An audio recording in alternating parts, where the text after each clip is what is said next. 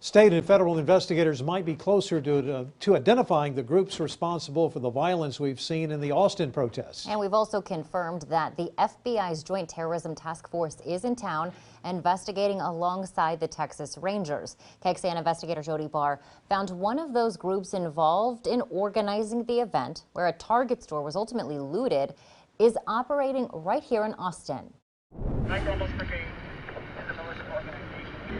Wait, he said they are a what type of organization? Militant. When you hear militant organization... Yeah, I mean, they say we believe in militant organization. Riots are going to happen. Emily Holmead was looking for a peaceful group to join to help protest in Austin when she ran across this Facebook page. Mike Ramos Brigade, it's a community page. There's also, they've hidden all of their about stuff. You can't see the admins on it at all.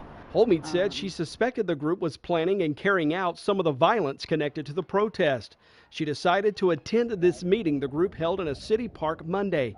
After the group asked a newspaper reporter to leave, Holmead said she decided to record the meeting. They didn't want it video recorded, they didn't want it shown. No. You chose to do that. Why? I just felt like something fishy was going on, to be honest. And I wanted to know what was going on, because if they're still going out and protesting, I wanted to see why. Mike Ramos Brigade is a militant organization. We believe in militant rebellion.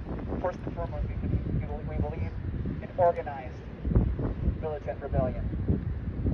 Riots are going to happen. The day before this meeting, the Mike Ramos Brigade arranged an event on its Facebook page asking supporters to show up to the Capitol Plaza Target, which turned into a crime scene shortly after. The looting that happened here is now a state and federal investigation. We're even aware of in terms of May 31st, the protest and looting of Target in Austin. Okay, that was done and organized by an Antifa web page. And of course, the surveillance that was provided over the internet to identifying where law enforcement resources were staged was done over Antifa accounts. So there's no question that there is involvement of these violent extremists that are trying to exploit these things. I don't mind advertising this.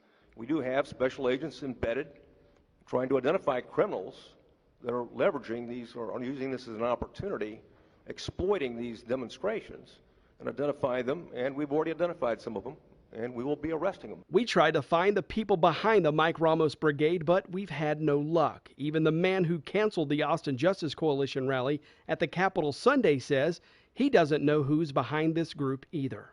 This is that event Monday night. When you hear them say we're a militant organization, does that change the dynamic of all of this?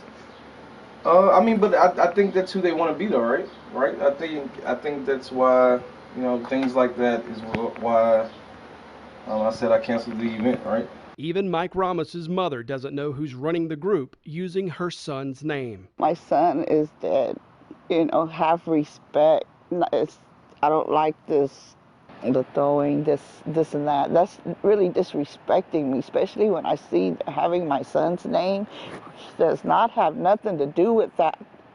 And I do not know who they are. Emily Holmead says she doesn't regret helping to expose this group and isn't afraid of any consequences for doing it.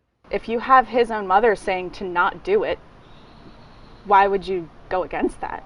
Texas DPS Director Steve McCraw says state and federal agents have a list of names of people they've already identified in some of the rioting and looting across the state. McCraw says he's not ready to release those names and that investigators are still working to identify others before bringing charges. Some of the charges, he says, could be federally prosecuted. Jody Barr, KXAN investigates.